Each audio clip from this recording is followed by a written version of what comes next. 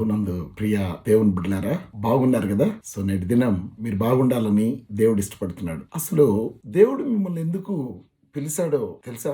దేవుడు మిమ్మల్ని దేని కొరకు పిలిచాడో, సో నీ పిలుపుకి కారణం ఏంటి? What is the purpose of your calling? నీ పిలుపుకి కారణం ఏంటి? ఎందుకు దేవుడు నిన్ను పిలిచాడు? ఆ మాటలు మనం ఆయన రాసినటువంటి గ్రంథంలో నుంచి మనం చదువుకుందాం. పేతురు మొదటి పత్రిక 3వ అధ్యాయం 9వ వచనం చదువుకుందాం. ఆశీర్వాదమునకు వారసులగుటకు మీరు పిలువబడితిరి అన్నాడు. ఏం చెప్పాడు? ఆశీర్వాదమునకు వారసులగుటకు మీరు పిలువబడ్డారు. ఏంటి ఆశీర్వాదం? ఎలా ఉంటుంది ఆశీర్వాదం? ఎందుకు ఈ ఆశీర్వాదం? సో భూమి మీద రెండే ఉన్నాయి. పరలోకంలో అయితే ఎప్పుడూ ఆశీర్వాదమే ఉంటుంది. పరలోకంలో ఆశీర్వాదం అవసరం లేదు. ఎందుకంటే ప్రభు ఎక్కడ ఉంటాడు? ఆయనతో మనం జీవిస్తూ ఉంటాం కనుక అక్కడ ఆశీర్వాదం ఆయనే. అక్కడ సమృద్ధి, అక్కడ మితిలేనటువంటి ఆరోగ్యం, మితిలేని ఆశీర్వాదం, మితిలేని సమృద్ధి అన్నీ ఉంటాయి. భూమి మీద కొరతలాగా అక్కడ కొరత ఉండదు. It is the place of abundance. అక్కడ సమృద్ధి కలిగినటువంటి దేశం అది. అవునా? అక్కడ అద్భుతమైన దేశం అది. ఆ దేశంలో ఆశీర్వాదం అవసరం లేదు. ఆశీర్వాదం ఎక్కడ అవసరం అంటే భూమి మీదే అవసరం. ఎందుకు ఆశీర్వాదం అవసరం అంటే శాపం మనుషులు భరించలేరు గనుక. శాపం ఒక మానవుడు భరించలేడు గనుక. శపించబడిన జీవితంలో ఆహారం లేకపోవడం, అనారోగ్యంతో ఉండడం, జబ్బుతో ఉండడం, జాబు లేకపోవడం, పిల్లలు పుట్టకపోవడం, పెళ్లి కాకపోవడం, ఇల్లు వాకి లేకపోవడం, రకరకాల సమస్యలు. అవునా? ఇవన్నీ కలిగి ఉండడాన్ని శాపం అని అంటారు. కాబట్టి ఆశీర్వాదం ఎక్కడ కావాలి? భూమి మీద మాత్రమే ఆశీర్వాదం కావాలి. ఎందుకు అని అంటే భూమి మీద శాపం ఉంది కనుక. భూమి మీద శాపం లేకుండా ఒట్టి ఆశీర్వాదమే కానీ ఉంటే మనం దాన్ని అడగాల్సిన పని లేదు. మనం దాన్ని క్లెయిమ్ చేసుకోవాల్సిన అవసరం లేదు. అది మనకి సంప్రాప్తమై ఉంటుంది. సో అది మన ఇన్హెరిటెన్స్ అయి ఉంటుంది. అది మన స్వతంత్ర ప్రతిపత్తి అయి ఉంటుంది. దాన్ని చక్కగా స్వతంత్రించుకునేటువంటి జీవితాన్ని మనం కలిగి ఉంటాం. సో లేమిడిలో ఉండడమే శాపం, దరిద్రంలో ఉండడమే శాపం, వ్యాధితో ఉండడమే శాపం, దురాత్మల పట్టి ఉండడమే శాపం, ఇల్లు వాకి లేకపోవడమే శాపం. సో ఈ శాపం అంటే దేవునికి ఇష్టం లేదు. కానీ మనిషి చేసిన పాపాన్ని బట్టి శాపం వచ్చేసింది. మనిషి దేవునికి వ్యతిరేకంగా చేస్తున్నటువంటి పాపాన్ని బట్టి శాపం మానవుణ్ణి పరిపాలిస్తుంది. కాబట్టి భూమి మీద ఆశీర్వాదం అవసరం. అందుకే మనుషులందరూ పాపం చేస్తే దేవుడు అనుగ్రహించే మహిమను పొందలేకపోతున్నారని బైబిల్ చెప్తుంది. ఆ మహిమను పొందలేకపోతున్నారు కనుక, ఆశీర్వాదాన్ని అనుభవించలేకపోతా ఉన్నారు కనుక, దేవుడు ఇంత గొప్ప సృష్టిని చేసి, ఇంత గొప్ప సృష్టిలో ఆయన మనుషులకు సమృద్ధిని పెట్టి, ఆశీర్వాదాన్ని పెట్టి, ఆరోగ్యాన్ని పెట్టి, అన్నిటిని పెట్టాడు. కానీ అవి మనుషులు అనుభవించకుండా శాపాన్ని అనుభవిస్తున్నారు. కారణం మనుషులందరూ పాపం చేస్తున్నారు. కాబట్టి ఎవరు కూడా ఆశీర్వాదాన్ని అనుభవించలేకపోతూ ఉన్నారు. అందుకని దేవుడు తన కుమారుని లోకానికి పంపి శపించబడిన జీవితంలో శాపం క్రింద మగ్గిపోతూ ఇశ్రాయేలీలు ఏమైపోయారంట? ఐగుప్తీయులు పెట్టేటువంటి కఠిన శ్రమలు, కష్టాలు, ఐగుప్తు కొలిమిలో వాళ్ళు మగ్గిపోతూ ఉన్నటువంటి స్థితిలో నుంచి వారిని విడిపించి ఆశీర్వాదకరమైనటువంటి కనాను దేశాన్ని, పాలు తేళ్లు ప్రవహించే దేశాన్ని వాళ్ళకి ఇవ్వడానికి మోషే గారిని పంపించి వారిని బయటికి తీసుకొచ్చాడు. అద్భుతం. చూసారా? ఏమండి, అర్థమవుతుందా? ఎందుకు పొద్దుగూకులు ఆశీర్వాదాన్ని గురించి చెప్తారు అని అంటే దేవునికి అది ఇష్టం కనుక చెప్తున్నాను. God loves it. ఆదాము వాళ్ళు సృజించిన రోజే ఆశీర్వదించడం అని. ఎట్లనగా మీరు ఫలించి అభివృద్ధి పొంది విస్తరించి భూమిని నింపండి, దాన్ని ఏలండి, దాన్ని లోపరుచుకోండి అని అంటే ఇక్కడున్న శాపం రూల్ అవుట్ చేసి, శాపం, జబ్బు, వ్యాధి, దరిద్రం మనిషిని లోపరుచుకుంటూ ఉంది. కారణం పాపం. కారణం ఏంటి? మనిషి చేసినటువంటి పాపం, మానవుడు జీవిస్తూ ఉన్నటువంటి పాప బంధకాలు, సాతాను చేతిలో బందీలుగా దొరికిపోయి శపించబడిన జీవితాన్ని అనుభవిస్తూ ఉన్న వారికి విడుదల ఇవ్వడానికి తండ్రి అయిన దేవుడు యేసుక్రీస్తు ప్రభువారిని లోకానికి పంపి ఈ మానవ లోకంలో ఉన్నటువంటి శాపాన్నంతా కూడా యేసు ప్రభు మీద వేసి ఆయన శాపగ్రాహి అయిపోయేటట్టు చేశాడు. ఆయన మానవులు శాపాన్ని గ్రహించి తను ఎందరు అంగీకరిస్తారో వారందరినీ సాతాను చేతిలో నుంచి, దురాత్మల చేతిలో నుంచి, వ్యాధుల చేతిలో నుంచి, బాధల చేతిలో నుంచి, శాపం చేతిలో నుంచి విడిపించి ఆశీర్వదించినటువంటి తండ్రి అయిన దేవుని కుమారులుగా, కుమార్తెలుగా చేయడానికి యేసు ప్రభు ఈ లోకానికి వచ్చాడు. ఈరోజు శాపం పోవాలంటే ఊరకనే పోదు, పక్కోడిని మోసం చేస్తే పోదు. పక్కోడిని మోసం చేస్తే నువ్వు మోసగించబడతావు. పక్కోడిని చంపితే నువ్వు చచ్చిపోతావు. మనుష్యుడా, నువ్వు దేన్ని విత్తుతున్నావో అదే పంట నువ్వు కోసుకుంటావు. కాబట్టి మోసపోకుడి, దేవుడు విక్రింపబడ్డాడు. మనుష్యుడా, నువ్వు ఏం విత్తుతావో అదే పంటను కోస్తావు. సో మనం ఇప్పటి వరకు పాపం చేసి, పాపం చేయించే సాతాను చేతిలో బందీలుగా బంధించబడి ఉన్నాం. మనల్ని ఈ పాపంలో నుంచి, ఈ శాపంలో నుంచి విడిపించి ఆశీర్వదించేటువంటి దేవుని చేతిలోకి మనల్ని పెట్టడానికి యేసుక్రీస్తు ప్రభువారు ఈ లోకానికి వచ్చారు. ఆయన చెప్తున్నారు, శపించబడిన జీవితానికి కాదంట మనం ఇక్కడ భూమి మీద ఉంది. ఎందుకున్నామట? ఆశీర్వాదమునకు వారసులకు మీరు పిలువబడితే. ఎందుకు పిలుస్తున్నాడు యేసు ప్రభు? జనాలకు అర్థం కావడం లేదు. పాప సంఖ్యలతో, పాప బంధకాలతో, వ్యాధుల బంధకాలతో, దరిద్రపు బంధకాలతో, పాపం చేసి నిత్య నరకాగ్నికి వెళ్ళేటువంటి బంధకాలతో ఉన్నటువంటి మనుషుల్ని ఆ బంధకాల నుంచి విడిపించి ఆశీర్వాదంలోనికి, ఆశీర్వదించినటువంటి దేవుని కుమారత్వంలోనికి, కుమార్తెలత్వంలోకి తీసుకురావడానికి దేవుడు మనల్ని పిలిచాడట. ఆశీర్వాదమునకు వారసులుగా మీరు పిలువబడితే కనుక, కాబట్టి ఆశీర్వాదానికి వారసులుగా పిలువబడ్డ వాళ్ళకి కొన్ని థింగ్స్ దేవుడు చెప్పాడు. అవేంటి అని అంటే, ఒకవేళ ఎవరైనా మీ కీడు చేస్తే వాళ్ళకి తిరిగి ప్రతి కీడు చేయొద్దు. వాళ్ళకి కీడు చేయొద్దు. ఏం చేయొద్దు? వాళ్ళకి కీడు చేయొద్దు. ఒకవేళ ఎవరైనా దూషిస్తే, తిడితే, శపిస్తే ఏం చేయాలి? దూషణకు ప్రతి దూషణ అయినను చేయకూడదు. ఏం చేయాలి? Because we are called to be blessed. ఆశీర్వాదానికి వారసులుగా ఉండడానికి పిలువబడ్డాడు.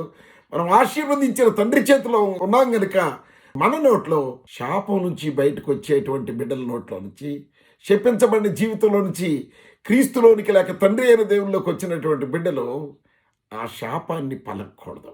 అసలు శాపం అన్న పదమే భయంకరమైంది. అది మనిషిని పురుగులు పట్టి చచ్చిపోయేటట్టు చేస్తుంది. మనిషిని తిండి లేకుండా చంపేస్తుంది. అది మనిషి ఎదగకుండా చేస్తుంది. ఈ లోకంలో ఎందుకు పుట్టానా ఈ లోకంలో అని బాధపడే విధంగా చేస్తుంది ఈ శాపం. కనుక శపించకూడదు. మనకి దేవుడు ఆశీర్వాదాన్ని ఇచ్చాడు కనుక ఎదుటి వ్యక్తి శపించినా, తిట్టినా, ఏమి చేసినా వాళ్ళు మనం ఏం చేయాలి? తిరిగి తిట్టకూడదు, తిరిగి దూషించకూడదు. ఏం చేయాలంటే వారిని ఆశీర్వదించాలి. బికాస్ మన దగ్గర దేవుడు మనకిచ్చింది ఆశీర్వాదం. మనం ఆశీర్వాదాన్ని విత్తినప్పుడు మనుషులకి అదే పంట మనం కోసుకుంటాం. ఆశీర్వాదం అనే పంట కోసుకుంటాం. ఒకవేళ వాళ్ళు శపించారని మనం శపించామనుకోండి, శపించబడిన జీవితం, శాపం అనే పంట మనం కోసుకుంటాం. మనం శపించబడతాం. అందుకని దేవుని బిడ్డలు, యేసు ప్రభువుని నమ్మి రక్షించబడిన బిడ్డలు ఎటువంటి పరిస్థితుల్లోనూ దూషించకూడదు. ఎటువంటి పరిస్థితుల్లోనూ కీడు చేయకూడదు. ఎవరికి మేలు మాత్రమే చేయాలి. ప్రతి దూషణ చేయకూడదు. మన దగ్గర దేవుడు మనకి ఇచ్చింది ఏంటి అంటే, మనకి మళ్ళీ వారసులం. మనం దేవుని సన్నిధిలో ఆశీర్వాదానికి మనం వారసులం కనుక శాపపు మాటలు, శపించేది మనం పలకూడదు. అందుకని ప్రవక్త అయినటువంటి బిలాము బాలాకు అనేటువంటి రాజు మాట విని తన దేవుని ప్రజలైన ఇశ్రాయేల్ని శపించడానికి వెళ్తూ ఉన్నప్పుడు దేవుడు ఏమన్నాడు తెలుసా బిలాముతో? బిలాము, నేను నా ప్రజలను ఆశీర్వదించాను. నా సేవకుడుగా నువ్వు వారిని శపించకూడదు. నువ్వు కూడా వారిని ఆశీర్వదించాలి. అంతే. వాళ్ళు ఆశీర్వాదానికి వారసులు. వాళ్ళ మీద శాపం పని చేయకూడదు. వాళ్ళు ఎప్పుడు అద్భుతంగా జీవించాలి. దేవునికి స్తోత్రం కలుగునుగా. ఆ దీవించబడిందే ఇజ్రాయేల్ దేశం. ఆ దేశ ప్రజలు 1 కోటి మంది ఉంటారేమో. అక్కడున్న టెక్నాలజీ, అక్కడున్నటువంటి డాక్టర్స్, అక్కడున్నటువంటి ఇంజనీర్స్ అద్భుతమైనటువంటి జ్ఞానంతో నింపబడిన వాళ్ళు, స్కిల్స్తో నింపబడిన వాళ్ళు. ఎందుకనంటే వాళ్ళు ఆశీర్వదించబడిన వాళ్ళు. They were blessed people. దేవుడు వారిని ఆశీర్వాదానికి వారసులుగా ఎన్నుకొని పిలిచాడు. అన్యులు, ఆ దేవుణ్ణి ఎరిగినటువంటి ప్రజలైనటువంటి మనము యేసు ప్రభువుని నమ్మడం వల్ల ఆ ఆశీర్వాదం మనకి కూడా దేవుడిచ్చాడు. వాళ్ళకిలాగా నువ్వు జీవించాలి అని అంటే ఈరోజు చూడండి, ప్రపంచ దేశాలన్నీ దాడి చేసినా కూడా ఆ చిన్న దేశమైన ఇజ్రాయెల్ని ఏమీ చేయలేవు. ఎందుకంటే వాళ్ళ పక్షాన యుద్ధం చేసేది యెహోవా. వాళ్ళ యుద్ధం చేసేది యెహోవా. యెహోవా యుద్ధ శూరుడు. వారి దేవుడు నమ్మదగిన దేవుడు. వారిని రక్షించగలిగిన దేవుడు. కాబట్టి ఆయనకి రక్షణ ఉంది. ఆ రక్షణలో నిన్ను కాపాడతాడు. కనుక ఆయన్ని నమ్మినటువంటి నువ్వు యేసు ప్రభువులో ఆయనకి కుమారుడుగా కుమార్తెగా చేర్చబడ్డ యేసు ప్రభువు నమ్మడం ద్వారా అంటే ఆశీర్వాదాన్ని మనం పలకాలి కానీ శపించబడిన మాటలు, శాపపు మాటలు పలకూడదు. ఎందుకంటే దేవుడు లోకాన్ని ప్రేమించాడు. లోకంలో ఉన్న ప్రతి మనిషిని ప్రేమించాడు కనుక ఆయన ప్రేమించిన వ్యక్తిని మనం శపించకూడదు. ఆయన ప్రేమించిన మనుషుల్ని మనం ఆశీర్వదించాలి, వారికి మేలు చేయాలి. ఆయన ప్రేమించాడు కనుక మనం కూడా వారిని ప్రేమించాలి. కాబట్టి దూషణకు ప్రతి దూషణ చేయకూడదు అని బైబిల్ చెప్తుంది. బికాస్ అబ్రహాం జీవితంలో అబ్రహామును ఆశీర్వదించిన దేవుడు, అబ్రహాం ఎవరైనా అబ్రహామును శపిస్తే నేను వాళ్ళని శపిస్తాను అని అన్నాడు. ఒకవేళ నిన్ను ఎవరైనా శపిస్తే దేవుడు వాళ్ళని శపిస్తాడు. ఒకవేళ నీ మీదకి ఎవరైనా ఉద్దేశపూర్వకంగా నీ దాడి చేయాలి, నిన్ను కొట్టాలి, తిట్టాలి, నిన్ను డిఫేమ్ చేయాలి అని అనుకుంటే దేవుడు వాళ్ళని అదే పని చేస్తాడు. ఎందుకంటే పగ తీర్చుకోవడం నా వంతు, but you have to show the love of me. నా ప్రేమను మీరు చూపించండి, నేను ఇచ్చిన ఆశీర్వాదాన్ని మీరు ప్రకటించండి అని అన్నాడు. మనం ఆశీర్వాదానికి వారసులం కనుక మన నోట్లో నుంచి శపించబడిన జీవితం, బూతులు, సరసోక్తులు, శపించబడిన జీవితం, త్రాగుడు ఇవి రాకూడదు. మన నోట్లోంచి మంచివి రావాలి. అందుకే ఇక్కడ అన్నాడు 1 పేతురు పత్రిక 3:10 జీవమును ప్రేమించి మంచి దినములు చూడగోరువాడు అని అంటూ ఉన్నాడు. జీవాన్ని జీవించాలని నీ జీవితాన్ని నువ్వు ప్రేమించుకుంటే నువ్వు మంచిగా బ్రతకాలి, ఉన్నతంగా భూమి మీద నువ్వు బ్రతకాలి అని నువ్వు ఆశపడితే, అలా ఉండాలి అని నువ్వు ఇష్టపడితే నువ్వు చేయాల్సిన పని ఏంటి తెలుసా? జీవమును ప్రేమించి మంచి దినములు చూడగోరువాడు చెడ్డదాన్ని పలకకుండా తన నాలుకను కాచుకోవాలి. ఏం చేయాలి? చెడ్డది విత్తకూడదు. నువ్వు ప్రజల మీద చెడును విత్తకూడదు, మంచే విత్తాలి, మేలే విత్తాలి, ఆశీర్వాదాన్నే విత్తాలి. కానీ ఆడు తిట్టాడని వీడు కొట్టాడని చెప్పి నీ ఇష్టం వచ్చినట్టు నోరుంది కదా అని చెప్పి నోట్లో ఉన్న అపవిత్రమైన పదజాలాన్ని, అపవిత్రమైనటువంటి మనస్సును, వ్యతిరేకతను ప్రదర్శించకూడదు. ఎందుకంటే నువ్వు దేవుని కుమారుడివి, దేవుని కుమార్తెగా యేసు రక్తంలో కడగబడి కొనబడి ఆ విలువైన రక్తదారుల్లో నువ్వు యేసు ప్రభుకి కుమారుడిగా ఆశీర్వాదానికి వారసుడిగా చేయబడ్డావు, ఆశీర్వాదానికి వారసురాలుగా చేయబడ్డావు. కనుక కీడు చేస్తే ఎవరైనా వాళ్ళకి ప్రతి కీడు నువ్వు చేయడానికి వీల్లేదు. వాళ్ళు నేను తిడితే వాళ్ళని తిరిగి తిట్టకూడదు. ఏం చేయాలి? ఎట్ బ్లెస్ దెమ్, వాళ్ళని ఆశీర్వదించాలి. అవునా? సో ప్రవక్తను వెళ్ళి ఆశీర్వదించు అని అంటాడు. దేవునికి ఆశీర్వాదం అంటే చాలా ఇష్టం. కాబట్టి తన బిడ్డలు శాపాన్ని చూడకూడదు అన్నది దేవాతి దేవుని ఉద్దేశం, తండ్రి అయిన దేవుని ఉద్దేశం. కాబట్టి జీవాన్ని ప్రేమించి అద్భుతంగా ఈ లోకంలో బ్రతికి అద్భుతమైన పరలోకానికి వెళ్ళాలి అని అనుకుంటే చేయాల్సిందేంటి తెలుసా? నువ్వు జీవాన్ని ప్రేమిస్తే, నీ జీవితం గొప్పగా ఉండాలని నిన్ను ప్రేమించుకుంటే, నువ్వు మంచి దినాలు మంచిగా జీవించాలనుకుంటే చెడ్డదాన్ని పలకకుండా తన నాలుకను కాపాడుకోవాలి. కపటపు మాటలు అంటే కుయుక్తితో, సో ముందుగా ఒక మాట చెప్పి వెనక గోతులతో వేటువంటి పరిస్థితి ఉంటుంది చూడండి. అటువంటి పరిస్థితి అలా నువ్వు చేయకూడదు. అది బైబిల్ చెప్తుంది. కుయుక్తితో కపటపు మాటలు చెప్పకుండా తన పెదవులను కాచుకునే వాళ్ళను, because you are called for the blessings. ఆశీర్వాదానికి వారసుడిగా పిలువబడ్డావు కనుక నువ్వు ఆశీర్వాదమే. నువ్వు ఆశీర్వాదంగా ఉండాలి. ఈ అద్భుతాలన్నీ నువ్వు పొందుకొని వ్యాధి లేకుండా, దరిద్రం లేకుండా, బాధ లేకుండా, ఏది కొదువు లేకుండా అద్భుతమైన జీవితం భూమి మీద నువ్వు జీవించాలి అని అంటే ఏం చేయాలి? ఆయన స్వభావాన్నే నువ్వు ప్రవచించాలి, ప్రకటించాలి, చేయాలి. కానీ దేవాతి దేవుని స్వభావాన్ని, నీ స్వభావాన్ని ప్రదర్శించకూడదు. సాతానులో నువ్వు జీవించినప్పుడు నీకొచ్చిన బూతులు తిట్టకూడదు. సాతానులో నీవు ఉన్నప్పుడు అనేక మందిని శపించావు. ఇప్పుడు ప్రభులోకి వచ్చావు, నీ నోట శాపపు మాటలు రాకుండా జాగ్రత్తగా చూసుకోవాలి. ఇంకేం చేయాలంట? అతడు కీడు నుండి తొలగి మేలు చేయవలెను అని అంటాడు. ఏం చేయాలంట? మేలు చేయాలి. కీడు చేసే జీవితంలో నుంచి బయటకు వచ్చేసేయాలి. ఇదివరకు ఆ పక్కన వాళ్ళది నాదే, ఇది నాదే అని గొడవలు పెట్టుకునేవాడివి, ఆక్రమించుకునేవాడివి. అవునా? వాళ్ళ ఆస్తులు వీళ్ళ ఆస్తులు లాక్కోవాలనుకునేవాడు, వాళ్ళ డబ్బులు ఈ డబ్బులు దొంగిలించాలని అనుకునేవాడు, రకరకాలుగా ఆశించేవాడివి. అవునా? ఇప్పుడు ఏం చేయాలని అంటున్నాడు? ఆ కీడు చేసే పనుల నుంచి నువ్వు బయటకు వచ్చి ఏం చేయాలి? మేలు చేయాలి. ఎందుకంటే మేలు చేసే దేవుని కుమారుడుగా నువ్వు చేయబడ్డావు. మేలు చేసే దేవుని కుమార్తెగా నువ్వు చేయబడ్డావు. కనుక మేలు చేయాలి. ఆ కీడు చేసే స్వభావంలో నుంచి బయటకు వచ్చేయాలి. ఎందుకంటే దేవుని స్వభావం కీడు చేసే స్వభావం కాదు, మేలు చేసే స్వభావం. దేవుని స్వభావం జబ్బు పెట్టే స్వభావం కాదు, జబ్బుని స్వస్థపరిచే స్వభావం. దేవుని స్వభావం శపించే స్వభావం కాదు, ఆశీర్వదించే స్వభావం. అందుకనే మానవుని సృజించిన వెంటనే ఆయన చేసిన పని ఏంటంటే ఆదాము వల్ని దగ్గరికి తీసుకొని వారిని ఆశీర్వదించాడు. వెంటనేగా మీరు ఫలించి అభివృద్ధి పొందండి. ఎక్కడ ఫలించాలి? భూమి మీద, పరలోకంలోనా? పరలోకంలో ఫలించేది ఏమీ లేదు. ఫలించాలన్నా, అభివృద్ధి చెందాలన్నా ఇవన్నీ భూ సంబంధమైన మాటలే. భూమి మీద కూడా దేవుని బిడ్డలు ఇలా ఉండాలని దేవుడు ఇష్టపడుతున్నాడు. కొంతమంది శాపాన్ని ఇష్టపడుతూ ఉంటారు. దేవుల్లో ఉండి కష్టాలను అనుభవించి చచ్చిపోయి పరలోకానికి వెళదాం అనుకుంటారు. నువ్వు అదే విత్తుకుంటే నువ్వు అంతే. నువ్వు దేన్ని విత్తుకుంటావు అదే నీ జీవితం. నువ్వు ఆశీర్వాదాన్ని విత్తుకుంటావు, ఆశీర్వాదాన్ని అనుభవిస్తావు. శాపాన్ని విత్తుకుంటావు, శపించబడిన జీవితాన్ని అనుభవిస్తావు. ఆరోగ్యాన్ని విత్తుకుంటావు, ఆరోగ్యకరమైన జీవితాన్ని జీవిస్తావు. దేవుని బిడ్డలారా గమనించండి, కీడు నుంచి తొలగి మేలు చేయవలను. ఇదివరకు కీడు చేసేవాడివి, దాని నుంచి బయటకు వచ్చాయి. నువ్వు ప్రభువు నమ్ముకున్నావు అన్న విషయం మర్చిపోవద్దు. నువ్వు యేసు ప్రభు రక్తంలో కొనబడి, కడగబడి, పరిశుద్ధపరచబడి తండ్రి అయిన దేవుని కుమార్తెగా కుమారునిగా చేయబడ్డావు అన్నటువంటి విషయాన్ని మర్చిపోవద్దు. దేవుడు ఈరోజు తిరిగి రిమైండ్ చేస్తున్నాడు నీ జీవితాన్ని, తిరిగి నీ జ్ఞాపకం చేస్తున్నాడు.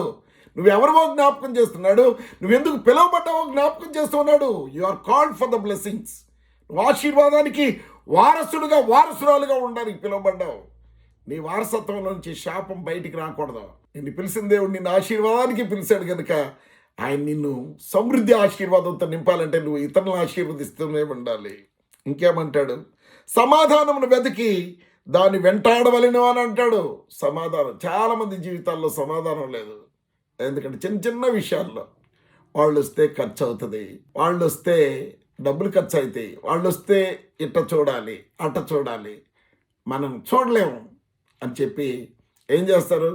బాధపడుతూ ఉంటారు. బాధపడి వాళ్ళు రాకుండా ఉండే విధంగా సమాధానం కోల్పోయేటువంటి మాటల వల్ల కానీ, సమాధానం కోల్పోయే పరిస్థితుల వల్ల కానీ, వాళ్ళు వస్తే ఆ వస్తువు తీసుకెళ్తారు, వాళ్ళు వస్తే ఈ వస్తువు తీసుకెళ్తారు, కనపడేవన్నీ తీసుకెళ్ళిపోతారు.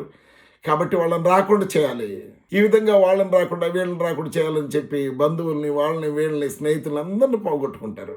ఎందుకు? నువ్వు ఆశీర్వాదం కదా, నువ్వు ఎంత ఇచ్చినా నువ్వు జనరేటర్ అన్నమాట. ఆశీర్వాదం వస్తానే ఉంటుంది నీకు. నువ్వు ఇచ్చే కొద్ది నువ్వు ఆశీర్వదించబడతానే ఉంటావు, నువ్వు పెట్టే కొద్ది నువ్వు ఆశీర్వదించబడతానే ఉంటావు, నువ్వు ప్రేమతో చూసే కొద్ది నువ్వు ప్రేమించబడతానే ఉంటావు, నువ్వు ఆశీర్వదించే కొద్ది నువ్వు ఆశీర్వాదాన్ని పొందుకుంటానే ఉంటావు.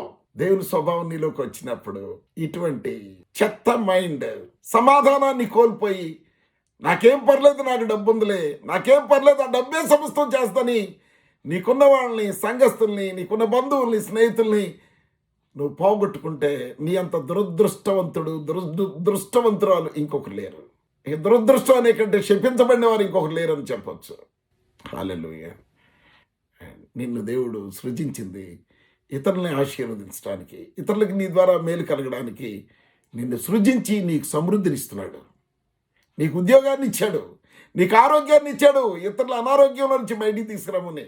నీకు డబ్బు ఇచ్చాడు, నీకు ఉద్యోగం ఇచ్చాడు, ఇతరుల బాధల్లో నుంచి వాళ్ళని పరామర్శించి బయటికి తీసుకురామని. That should be your nature. నీ స్వభావం అదే ఉండాలి. కానీ వాళ్ళు వస్తే తింటారు, వాళ్ళు వస్తే అది తీసుకెళ్తారు, వాళ్ళు వస్తే ఇంత ఖర్చు అవుతుంది, అంత ఖర్చు అవుతుంది, కాబట్టి వాళ్ళని కట్ చేద్దాం, వీళ్ళని కట్ చేద్దాం అని చెప్పేసి బాధపడేటువంటి స్థితిలో వాళ్ళని ఇబ్బంది పెట్టకూడదు. సమాధానం వెతకదాన్ని వెంటాడము. నువ్వు సమాధానంగా ఉండాలి, అందరితో నువ్వు కలిసే ఉండాలి, అందరితో కలిసే ఉండాలి, అందరితో మంచిగా ఉండాలి. You should have the good relation with every one. ప్రతి ఒక్కరితో నీకు మంచి సంబంధాలు కలిగి ఉండాలి. You should have very good relation and blessed relations. ఎందుకో తెలుసా? ఆ రిలేషన్ వాళ్ళు రేపు నువ్వు సమస్తాన్ని కోల్పోతే అసలు నీ శవాన్ని మోసేవాళ్ళు దొరుకుతారో లేదో. అందరినీ నువ్వు కోల్పోతే ఏమవుతుంది? డబ్బు చూసుకొని, లేకపోతే ఆరోగ్యం చూసుకొని, ఒకటి సర్వలోకంలో సంపాదించుకొని వాడిని ప్రాణం పోగొట్టుకుంటే వాని ప్రయోజనం ఏంటి? అందుకని we should have some relatives, we should have some friends. వాటిని మెయింటైన్ చేయాలంటే ఏం చేయాలి? ఈ పని చేయాలి. జీవమును ప్రేమించి మంచి దినాలు చూడాలనుకుంటే చెడ్డ మాటలు పలకొద్దు వాళ్ళ దగ్గర. చెడ్డ మాటలతో వాళ్ళని బాధించొద్దు. కపటపు మాటలతో వాళ్ళని ఇబ్బంది పెట్టి నీకు దూరం చేసుకోవద్దు. కపటపు మాటలతో దూరం చేసుకోవద్దు. కీడు నుండి తొలగి మేలు చేసే స్వభావం నీకు ఉండాలి. ఆ స్వభావం ఉండడానికి దేవుడు నీకు ఇస్తున్నాడు, నిన్ను పోషిస్తున్నాడు, నీకు ఆరోగ్యం ఇస్తున్నాడు, నీకు డబ్బు ఇస్తున్నాడు, నీకు ఉద్యోగం ఇస్తున్నాడు, నీకు సమస్తాన్ని ఇస్తున్నాడు. అలా జీవించడానికి దేవుని లాగా నిన్ను జీవించమంటున్నాడు. దెయ్యంలాగా జీవించమని చెప్పడం లేదు. దెయ్యం ఇలా ఆలోచించేది. దేవుని బిడ్డలారా గమనించండి. ప్రభు కన్నులు నీతిమంతుల మీదను, ఆయన చెవులు వారి ప్రార్థనల వైపును ఉన్నవి. ఎవరి వైపు ఉన్నాయంట? ఆశీర్వదించే దేవుని కన్నులు నీతిమంతుల మీద. ఆయనకి లాగా ఏ స్వార్థం కోరుకోకుండా ఇతరుల మేలు కోరుకుని ఇతరులని ప్రేమించేటువంటి స్వభావం కలిగిన జీవితం గలవారిని ప్రభు కన్నులు నీతిమంతుల మీద ఉన్నాయట. ఆయన చెవులు వారి ప్రార్థనల వైపున ఉన్నవి. ఎవరు? ఈ విధంగా దేవుడే విధంగా అయితే చేశాడు. చూడండి, ప్రాణం పెట్టాడు యేసు ప్రభు వారు. ఎందుకో తెలుసా? నువ్వు అట్టి మనసు కలిగి ఉండాలని కోరుకుంటున్నాడంట. ఏం కోరుకుంటున్నాడు? నీవు కూడా ఆయనలాంటి మనస్సు, ఆయనలాంటి స్వభావం కలిగి ఉండాలని ఆయన కోరుకుంటున్నాడంట. ఎందుకు అనంటే నువ్వు ఆశీర్వాదానికి పిలువబడ్డావు. చూడండి, ప్రభు ముఖము కీడు చేయవారికి విరోధముగా ఉన్నది. అన్ని దేవుడు నీకు ఇచ్చి ఆయనలాగా నిన్ను ఉండముంటే నువ్వు అనేక మందికి వారిని ప్రేమించలేకుండా, సమాధానం లేకుండా వారి కీడు చేస్తూ ఉన్నావు అనుకోండి. అవునా? అప్పుడు నువ్వు ఎంత ప్రార్థన చేసినా దేవుడు ఆ ప్రార్థన వినడంట. అంటే నీకు ఇవ్వడం మానేస్తాడు. నీకున్న రిసోర్సెస్ని డెవలప్ కానివాడు. అలా వాటిని హోల్డ్ చేసేస్తాడు. అవన్నీ ఇచ్చింది దేనికేనంటే నువ్వు ఆయన లాగా ఉండడానికి, ఆయనకున్న స్వభావంలో ఉండడానికి అవన్నీ ఇచ్చాడు.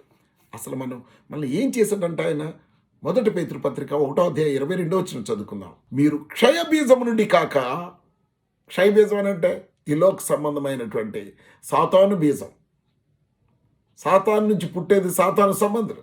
అందుకే యేసుప్రభు అంటాడు, వాళ్ళని శాస్త్రుల్ని పరిచయాలు చూసి మీరు అబ్రహాం సంతానం అని అంటున్నారు. అబ్రహాం సంతానమే కానీ మీరెవరి సంతానం? మీరు అపవాది సంతానం అని అన్నాడు. ఆయన లాగా ఉండేవాళ్ళు అబ్రహాం సంతానం. ఆయనకు వ్యతిరేకంగా అపవిత్రాత్మ మనసు కలిగి, అపవిత్రమైన స్వార్థపూరితమైన మనసు కలిగిన వాళ్ళని, ప్రేమించలేని మనసు కలిగిన వాళ్ళని అని అంటున్నాడు తెలుసా? వాళ్ళని ఇష్టపట్టలేదు. వాళ్ళ ప్రార్థనలకు ఆయన జవాబు ఇవ్వనని అంటున్నాడు. అయితే ఏమన్నాడు తెలుసా? మీరు క్షయబీజం నుండి కాక.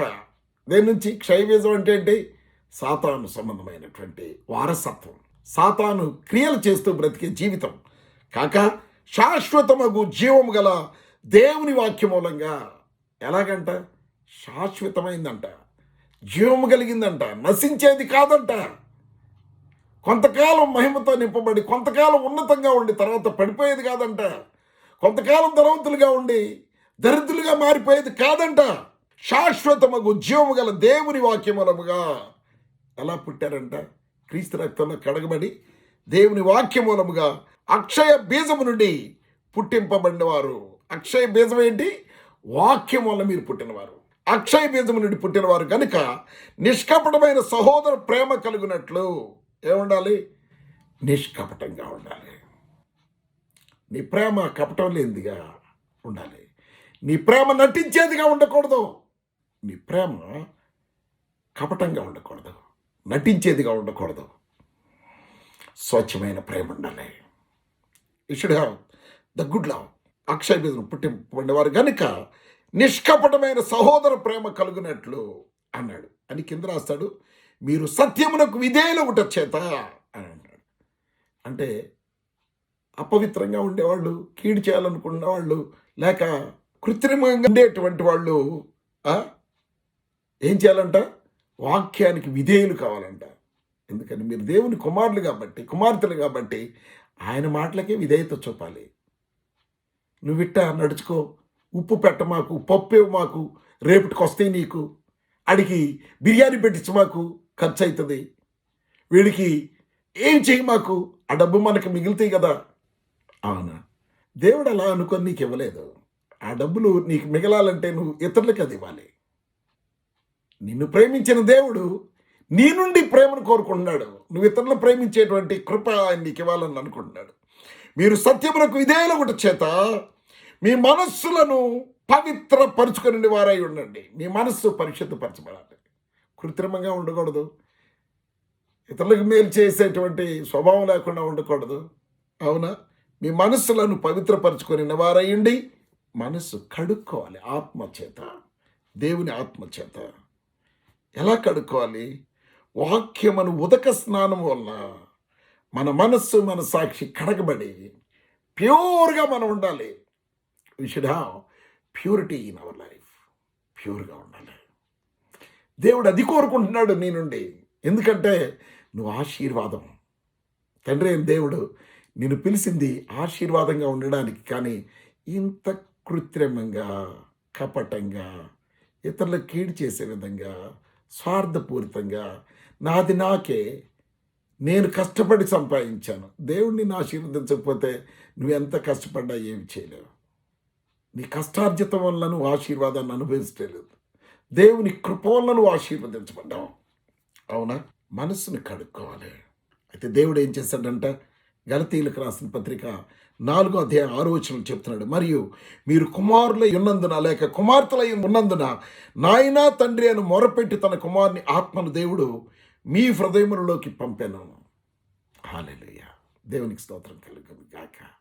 నాయనా తండ్రి అని ఒక కుమారుడిగా, కుమార్తెగా నీకు నిన్ను ఆయన పిలిచింది ఆశీర్వాదానికి వారసుడు వివారసురాలు కనుక నాయన తండ్రి ఆశీర్వాదాన్ని నేను అనుభవించడానికి నా నుంచి శాపం తీసివేయి. శాపాన్ని నేను టచ్ చేయకుండా చేయి. శాపపు జీవితంలో నేను లేకుండా చేయి. వ్యాధిలో లేకుండా చేయి. దరిద్రంలో లేకుండా చేయి. ఓ లార్డ్, సమృద్ధి దయచేయి. బాధలు లేకుండా దయచేయి. మనం ఈ విధంగా క్లెయిమ్ చేసుకుంటాం. ఎప్పుడు?